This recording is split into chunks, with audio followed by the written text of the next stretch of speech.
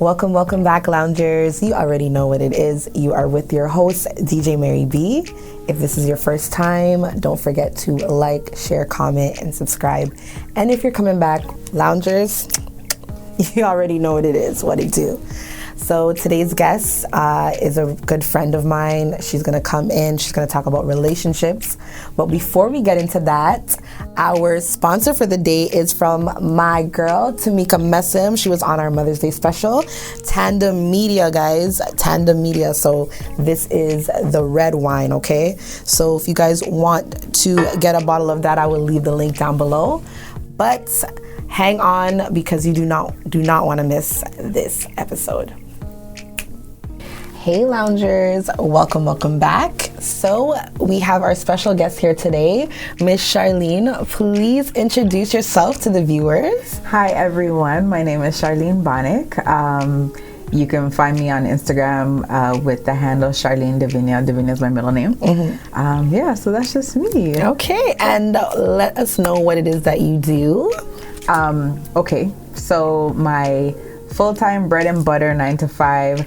I am the office manager for a psychological services clinic, but I'm also a connection coach, and I recently started my master's because I'm pursuing my master's so that I can become a psychotherapist. Congratulations. Yes, thank you. I love all this black girl magic. Thank you. Girl, you already know I'm all here for it. Yeah, so I wanted to bring you here because when we met, I loved your vibe, I loved your energy, and I loved the conversations that we were having just about family, about love, relationships. Yeah. So I just want you to kind of take us on your journey. I know what we had in common was being one of the many few black people that grew up with a two-parent in the household, right? We did talk about that. Yes, we did talk about that. That's something that we were able to connect with. So take us down your journey and your experience, and that will lead into what the topic is for today.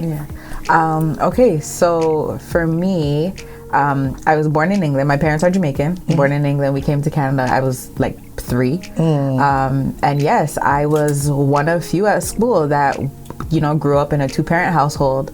Majority of my friends, they came from a single parent household. And it was something that I really prided myself on. But also at the same time, as I grew, I started to recognize my parents were together, but was that the narrative or the relationship, the type of love that I wanted for myself? So just fast forwarding into my own journey, I now recognize, the parts of me that I got from my parents and their relationship that I was bringing into my own relationships, intimate relationships, and discovering certain things just were not going to fly, right? But I'm very proud of my parents. My parents have been married for, this year is going to be 48 years. Yes. So yes, 48 years of love. I love it. I love that. I love that. And it's something that I'm really, really proud of. But at the same time, I have to look at their relationship and say, they did the best that they could with the resources that they had in terms of teaching me and my sisters how to be women in relationships. But like I said, certain things just were not going to fly. Yes. Because I'm a very strong woman, and I say strong not in the negative context, but strong when it comes to standing firm in what I believe in, asserting myself. And as women, we need to know our place to some degree, for lack of a better term, we need to know our place. And if I'm being honest with you, there were times where I was overstepping, and you were out of place. And I was out of place, and I was doing things within my relationships where it probably wasn't acceptable. And I had to recognize where that was coming from. And then myself, I was like, okay, well, how do I change that? And us as black people within our community, going to therapy, taboo. You're not doing that. You're not going and telling nobody your business. Yep. You're definitely not shaming your family and making it seem like, you didn't have the tools and the resources. You didn't have those lessons. You're not doing that. Yes. So I said to myself, okay, well, I wish I had somebody to help me, to guide me through it, to help me understand where these things were coming from, to change that narrative. So I said, shoot, if I need help, somebody else must need help. So that's where I got into coaching. And I focused on relationships, being able to have like those difficult conversations, being able to hold yourself accountable within relationships. Just being able to understand, like, you know, as a woman in a relationship, there's parts of us that are toxic too. Oh, right? 1000%. Yeah. 1000%. And I feel like it takes a lot of awareness, a lot of healing, a lot of growth for us to get to a place where we can take accountability. Exactly. Because was it me and you were talking, you're like, a black woman's kryptonite is... No, not only black women. No, it was, I don't even know if I want to say this man's name. But yeah, it was where we were talking, and I said that I had a conversation where somebody told me that a woman's kryptonite is accountability. Yeah. Not just black women, but all women. All women. We find it hard to take accountability, but I feel like taking accountability is the first step to setting boundaries. Absolutely. Because we can sit here and we can say, oh, this man treat me like this, but it's like, what did you tolerate, right? But I feel like the things that we probably did put up with, we just weren't there yet. Right. And we had to go through certain experiences so that we can be aware. Yeah. So talk about you jumping into the life coaching and where that stemmed from, because you did say that you did work with families. Yes. Oh, that was such an experience. So like fresh out of university, I have a degree in sociology. So fresh out of university, I have to give credit to my director at the time. I was working for a nonprofit organization, and this lady was just out here hiring people like with no experience. And if it was not for her, I wouldn't have been, like, I worked with separated families. So separated families meaning these people were going through battles of like custody, access, and I supervised the supervised access center. So what that meant was these parents were coming, custodial, meaning children live with the parents, and then non-custodial children live outside of that relationship. And the non-custodial parents, 90% of the time, were men. So I was working with these families, these separated families. They're going through divorce, they're going through custody, they're going through access. There's issues of substance abuse, there's domestic violence, there's mental health issues. And I was like, you working in that environment, you're so quickly able to see how people, adults, I'm just gonna say this, they can be so childish. Yes, okay? definitely. Where petty. Yeah, super petty. And it's a power struggle because, you know, you have a mother who has been in a long-term relationship with this man who she has children with, and he's been abusing her. But now all of a sudden, because the system has given her the power, she's now using that. And she's using the kids as a pawn so that she can regain control, as opposed to just looking at the situation and saying, you know what? The two of us have something in common. That thing in common is our child. Yeah. So let us think about the child. Let's focus on the child so that we can have a positive relationship. Because all of that, who's it hurting? The children. The children, right? And looking at that, being in that experience firsthand, directly there, being caught in the middle of it, because they want me to take, the mom wants me to take their side, the dad wants me to take his side. Yeah. And I said to myself, I was like, at the time I had one child. I have two daughters now, but at the time I had one, and I said, if me and their dad ever separated, I am never going to be like these people. I don't care what the situation is. I don't care the reason for why we break up. I am never going to do that, because I know that we love our daughter. Yes. That is something that we have in common. So we have to keep that as our focal point. But again, it comes down to people just not knowing, not having the resources, not having the support, and not knowing any better, right? I agree. Yeah, so I feel like when the child is the main focus, all that all that stuff is like, you know what? I don't have time for that. Like, let's see what we can work out. Exactly. Right? And clearly, with those parents that you've seen, their main focus was to hurt each other. Yes. Right? And not the child. Yes, but they're operating from a place of hurt too. Yes. Right? Yes. And to truly get over that, it's like, it's forgiving yourself, like you said, holding yourself accountable, you know, being aware of the things that you tolerated, and saying to myself, like, shoot, I was in this situation that wasn't really serving me. It wasn't good for me, but it's okay because I learned from that. Yes. Being able to find the positive in the experience, and then truly being able to forgive the other person by saying, like, they didn't know either. They were operating from a place of hurt. They were operating from a place of fear as well.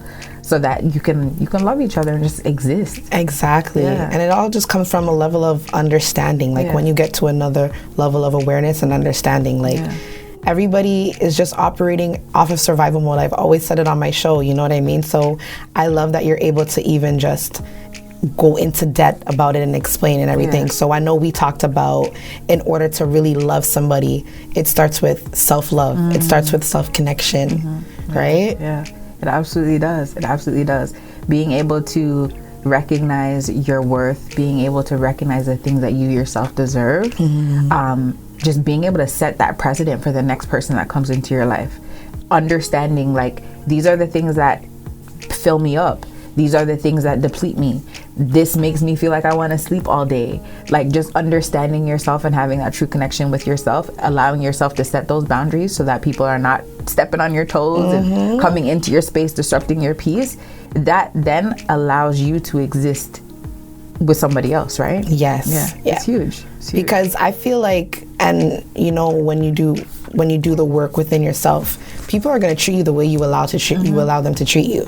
And I love me some Miss Iyanla. Like, that is auntie for real, right? And she was talking about, you know, when people show up in your life, you teach them how to love you, but you participate in if you're going to stay in that or if you're not going to stay in that.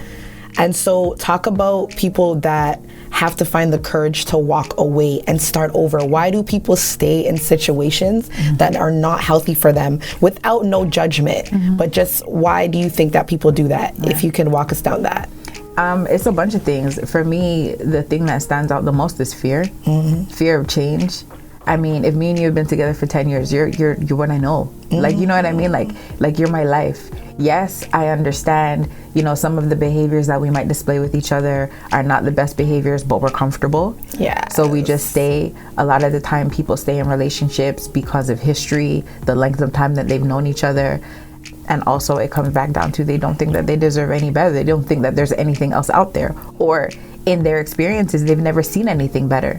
A lot of people, I was having a conversation recently talking about, like, you know, you just stay with the devil you know. Yeah. Because if I leave this relationship and I'm taking a chance going into another relationship and risking potentially getting hurt or their behavior being worse than the last person. Yes. So I'm just going to stick it out because it's not that bad. We find excuses. But that's truly operating from a place of fear as opposed to operating from a place of happiness, right? Because if you are able to build up the courage, the strength to walk away from a situation because you know in yourself that it is not serving you, it does not feel good, then you know that from that experience you've learned now, okay, I don't want to feel like that again. Yes. So you'll be able to notice those red flags from the jump. Like, it's not gonna happen. It's not gonna happen. You're not gonna end up in another situation like that. I truly believe in that. I truly believe that when you stay in a situation that no longer serves you, I don't think you can grow from that. No. You can't, because you guys are just tolerating each other. You guys are just like, oh, well, I know you, you know me. And then I absolutely agree with you when you do step out on fear. And I feel like people, instead of operating from fear, operate from faith. You know what I mean? Yeah. Truly, it's in the mind, and it's about knowing yourself. Truly believe that you deserve better, and work on yourself. A lot of people would rather, how you snap, girl. You preaching. Yo, a lot of people would rather be in relation than to be by themselves. Yeah. And I urge anybody that's out there, like, the greatest relationship, and we talked about it, is being by yourself and self-connection. Absolutely. Because it's like, once you know yourself, like you said, that's when you can really set those boundaries. Absolutely. Like for me, I learned later on in my life that with my friendships, like, I can be the best friend to you. I need my space though. Yeah. Like, I can't talk to you every day. And I think that's most people in our age group right now. We don't need to talk to you every day. I need my day. I need to recharge because I'm an energy person. Yes. Right? So when you tell me something, automatically I get heavy. Yeah. So I need my day to be like, all right, I can give you the advice that I can give you, but then I need my days to cool off. And I find myself too, when people come to me about their relationships, I actually tell them, like, listen, I'm single, so I'm gonna give you my point of view from a single point of view, and I'm gonna tell you right now, I wouldn't tolerate that. Yeah. So I don't think you should maybe come to me about that. Exactly. And that's me setting my boundaries. Yep. Right? You're a good friend. No, absolutely. You are absolutely a good friend, because you know what? You're seeing it from a particular perspective. You're coming with your own biases. So if we're going to talk about it, you need to know where my advice is coming from. Facts. And then it's now you're giving your friend or your family member the option now to take that and run with it if they want to run with it, or they can sit down and say, okay, well, maybe she really isn't the one that I want to talk to about this. Yeah. Because you know, like the advice that you're able to offer them may not be what they need to hear. Exactly. Yeah. And also too, you can go to them, like you can go to your friend and be like, all right, girl, so do you want me to give you the supportive or do you want me to give you the real? Facts. I always do that with my family. I will ask that question when something is coming heavy. I'm just like, do you want me to listen or do you actually want my advice? Yes. Do you want me to tell you how I feel right now? Exactly. Yeah. Like, you know what I mean? So I think that's really important. Yeah. And aside from this, the foundation of self-connection, let's talk about relationships. Let's talk about communication. I want you to go into depth with expectations and acceptance. Girl. Shoot, girl. Listen. Expectations. Ooh, they could be the death of us. What is that saying? They say when you have these expectations and you're setting yourself up for disappointment, because at the end of the day, we're individuals, right? What I think is right for me, or the way how I demonstrate or I set a standard, how I show love, that's me. But it may not come from you the same way. So I can't expect you to demonstrate these same traits that I have the same way, because it's not going to happen. You're different. You're going to show me love different. You're going to communicate with me different. But now that's where the acceptance comes in, where it's like, okay, we're in this. I see you for your true authentic self and I'm okay with this. If nothing was to change in our relationship, I'd still be okay with it, because I see you, right? Yes. I'm not expecting nothing more, nothing less. I see you and I see what you have to offer and I'm okay with it. And I think that's so important in relationships, because here we are, I'm a woman and I'm expecting my man to cook me dinner 3 times a week, take me out, take me shopping, have these long in-depth conversations with me. What if he's not capable? Yes. Right? What if he's not capable? It doesn't make him any less of a man. It doesn't make him a bad man. But he's doing what he can. Yeah. He's doing what he can. So if I see that he's showing me love the way that he knows how to show me love, and it's not hurting me, I'm not stressed out, it's still peaceful, then allow him. Just let him be. And I feel like that comes into compatibility, right? So you want to make sure that when you are going to date somebody or even vet or, come together with somebody, that they are compatible with you. Like if you're somebody like, I love to talk. I can't do shallow conversations. Girl. I can't do it. It drains me more than deep conversations. Right. Like I don't like I like thought-provoking conversations. Girl. I like sparking the mind. I love learning from whoever I'm with, right? And it's like who I would be doing a disservice to myself if I went to date somebody that doesn't like to talk. Right. They're just like, you're talking too much. Or, exactly. Oh, that's a disservice. That can't even fly. Exactly. I mean, you could put me in a room full of strangers. I can talk to anybody. I can talk to anybody. You know what I mean? Look how we're flowing right now. You know what I mean? So it's like if me and you, if you can't ask me questions that are going to stretch me, to make me think, to make me more aware of myself, and if I'm asking you questions and you feel like I'm just doing the most, it's not going to work. It's not going to work. It's not going to work. And that's why I feel like compatibility is so important. Yep. Make sure we're getting into relationships that we're not changing people. Right. We're not changing each other. It's like, and that's why vetting is so important. Yep. That's why getting to know someone is so important. Yep. I feel the older that we get, I don't know about anybody else, but I no longer just want to jump into anything. No. And I feel like the more work that you do on yourself, the more you value yourself, the more you see your worth, the more you know what you bring to the table without applaud or anything like that, you're not settling. Right. Because it's like, I didn't do all this work just because I feel like in our parents' time, and correct me if I'm wrong, having a man is validation. Yes. That makes you a woman, right? Exactly. You have a man, you have your family. You have your family. Yeah. So a lot of people, in our grandparents' time, like they may not have been the happiest, but they have a man. Better no man at all. Exactly. Yep. Where women nowadays is just like, I don't need to be like, me not having a man doesn't validate that she's this and she's that. Right. She's just doing her own thing. Yeah, I totally agree with you. I'm gonna challenge that to some degree. Okay. Only because I'm a sucker for love, so I'll be straight up. I'm a sucker for love. And yes, it's true. We are strong. We're independent women. We're doing our thing. We're hustling out here and stuff like that. But we need these relationships. Definitely. We need these relationships because our basic need. We need affection. We need love. We need that companionship. We do need it. We need the cuddling. Yeah, I need all of that. All of that. Definitely. I'm telling you, you need that male energy. Yes. You know what I'm saying? Yes. Like, Exactly. I agree with you 1000%. Yeah. But we ain't going to settle down with no blowjob. No. You get what I'm No, saying? we're not doing I that. want a man that's gonna lead. I want a man Yes. that's gonna add value to what I already have. Yes. You know what I mean? Not a man that's gonna come in and just be like, oh, you're doing too much. Or, Exactly. you know what I'm saying? Exactly. So women out there, make sure you're vetting properly, make sure you're not settling, and make sure that you're with someone that you're compatible with. Yeah, I want to say something else too.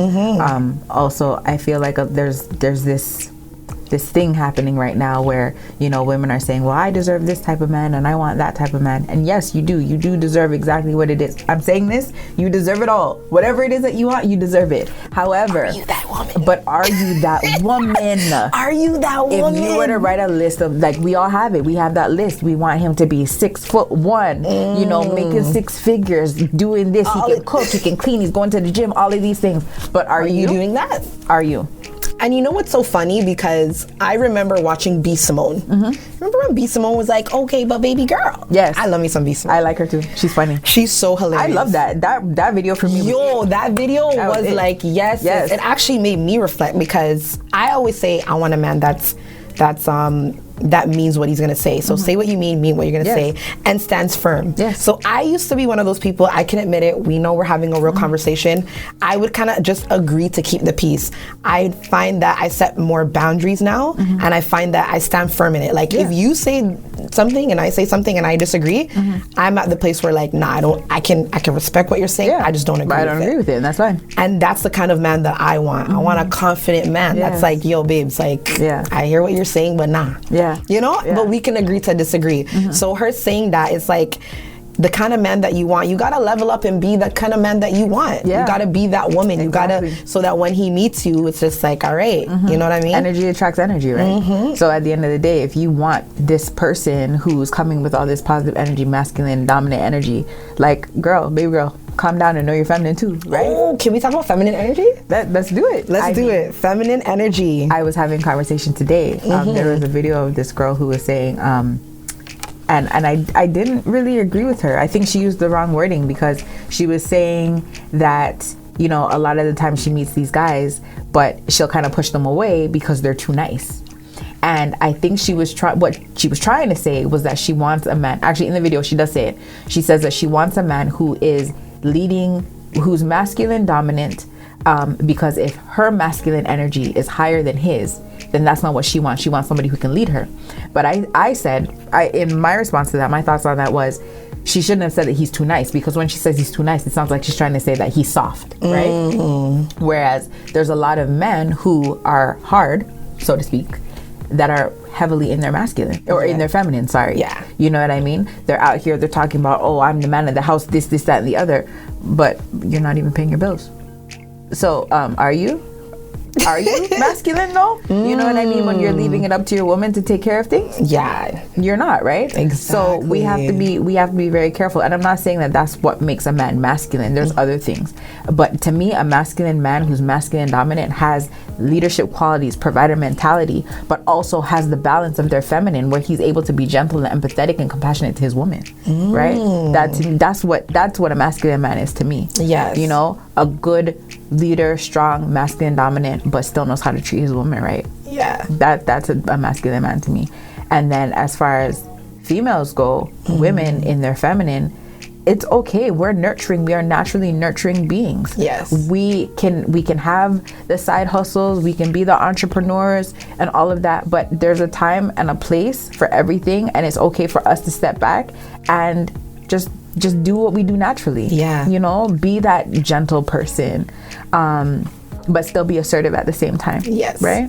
So it's all about balancing. All about balancing for me. All about balance. Because I know that, you know, traditional, you know, the man is the head of the household, and, you know, the man is the head and the woman is the neck. And I feel like along the line we kind of lost that. Absolutely. And I feel we need to get back to that. Absolutely. Because that's what works. Yeah. That's what we were doing for so many decades. Yes. And now we're in this age of Miss Independent, and we have lost it. We have lost it. We need to get back there. there's a whole bunch of factors.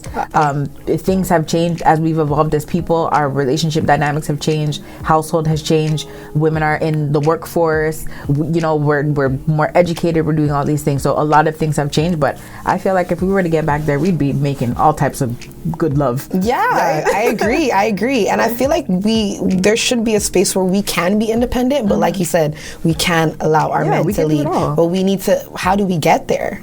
How do we get there, sis? It's like what you said, man. It's just understanding. Yeah. Understanding, compatibility, being able to surrender, being able to be still and just sit and just like be okay with it. Yeah.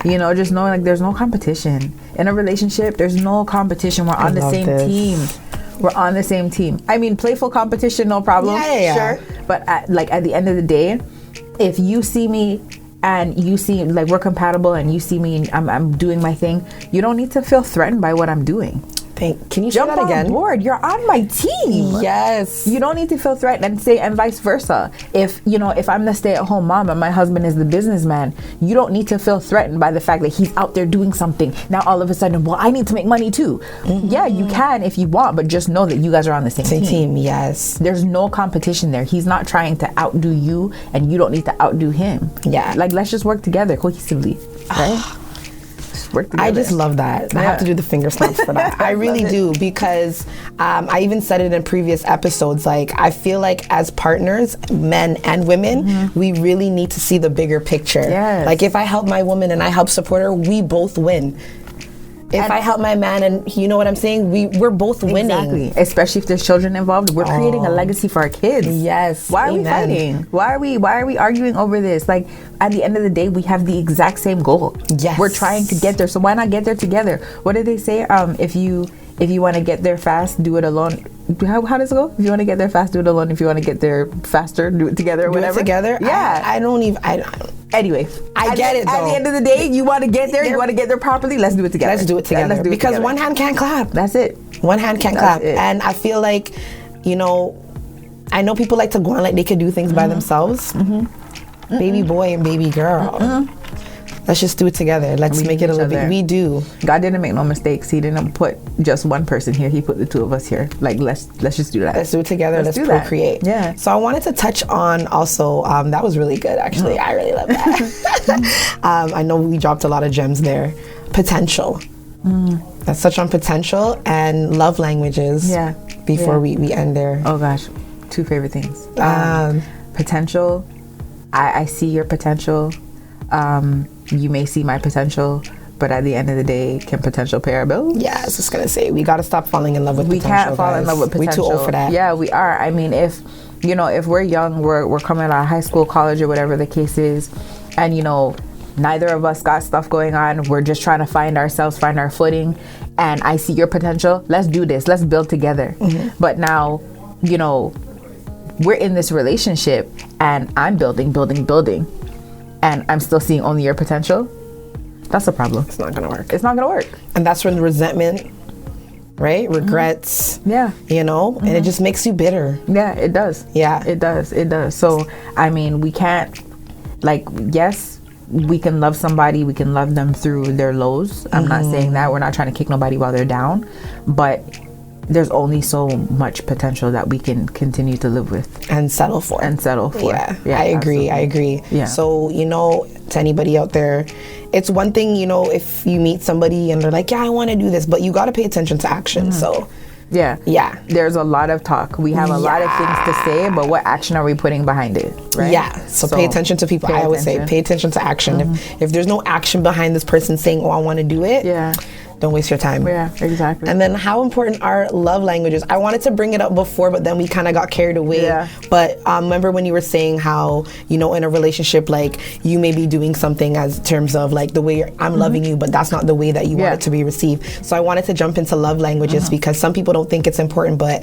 I think love languages in friendships and relationships are super important. Of course. You need to know your love language so that you can exist in any space with somebody else. Yes. Because like, if you think about it, if me and you are interacting, that's a relationship right there. Yes. So it's work, it's at home, it's with your kids, it's with your parents, it's with your loved one, like it's with your man, like whatever the case is. And so of course there's the book, The 5 Love Languages. And I mean, Is it the gospel? Like, is it the Bible? No. But I mean, I think it's important for people to use it definitely as a guide. Yes. Because if you're doing this quiz and it's like, and it's pointing out things and it's coming out accurate, then it's like, oh shoot, like this might actually make sense. And when you're paying attention or focusing on your love languages, or you understand what your love language is, then now you understand how you give love and how you receive love. But then again, comes back to expectations. You can't expect your partner, if they don't have the same love language as you, they're not going to love you the same. I'll use a personal example. Myself and my partner, when we did our love languages, before we did do our love languages, and I thought I could predict what my love language would have been. I was completely wrong. Oh wow. I was completely wrong. So poor man. I'll say this. Poor man. She was completely wrong. I was completely wrong, but poor man. So there's 5. My 5 are very, very close together. Very close, right? His were not. But my number 1 was quality time. I think his was physical touch.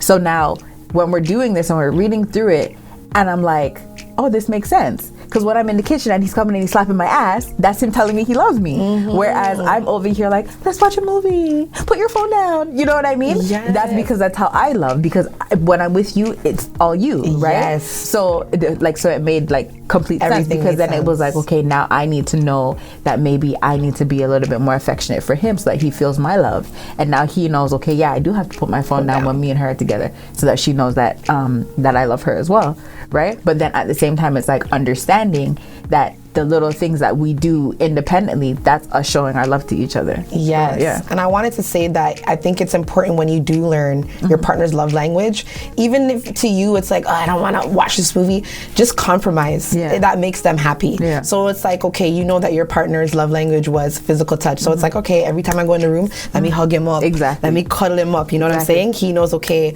when I'm around you, I'm going to put my phone down. Yeah. Let's go watch a movie. Like anything that you guys are doing together, it could be groceries, as long as you guys are together, because that's quality time, right? And so I do believe that it's important. I think it's a guideline, and you know, some people may say like, well, you know, our parents didn't have it, but that's why, not even just our parents, but that's why there's a lot of older people, they're not happy because they didn't know. They're just been in these relationships for like however many years, 20 plus years, and if you ask them, oh, what do you like about your partner, they're like, they can't even give you an answer. Even with somebody for 20 years, you can't even tell me one thing off the top of your head. You know what I mean? Yeah. It speaks volumes. Yeah, because I do believe back in the day, certain men and women were together because of, what's the word I'm looking for?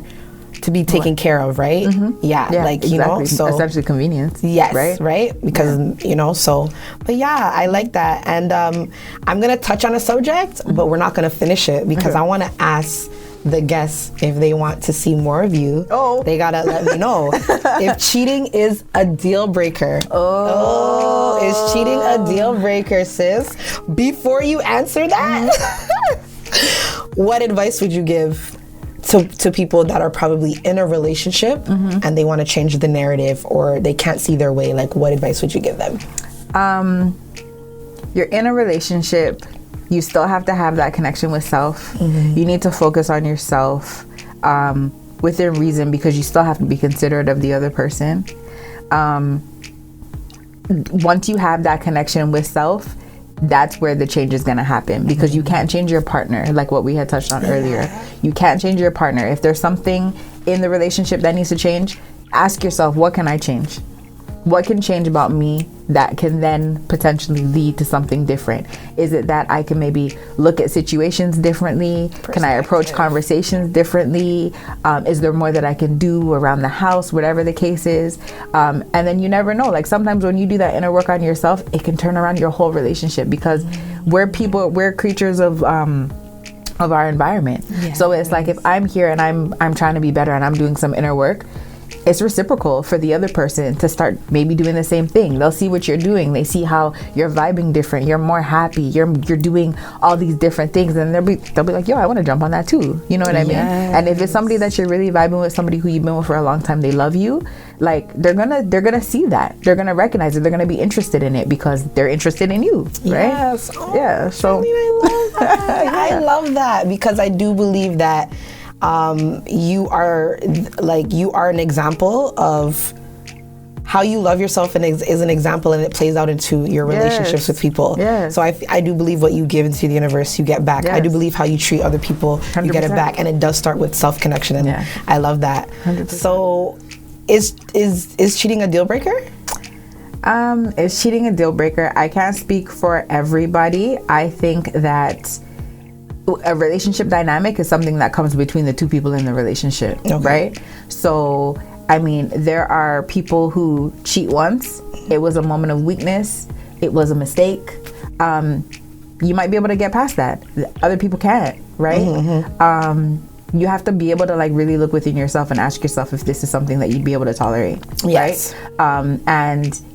And cheating, to me, it's not about the physical so much. It's more about the lies and the betrayal that come with it. So yeah, it's really just a matter of asking yourself, okay, this is the situation. This is the betrayal that I've experienced, or this is what I've done to my partner. Okay. That's it. You guys want more? If you guys want more of Charlene, that's it. You guys leave it, because I know there was more, because in our pre-interview you said a lot more, and I loved it.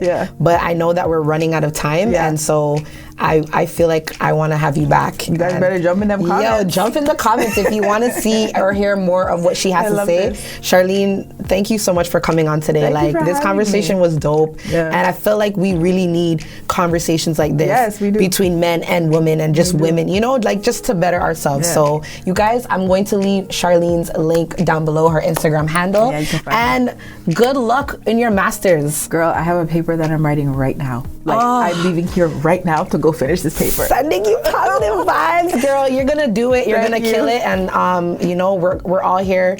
We can't wait for you to get it, and you know, show that black girl magic. Thank you, girl. Thank Loungers, thank you for tuning in. And we'll see you in our next episode. Take care. Bye.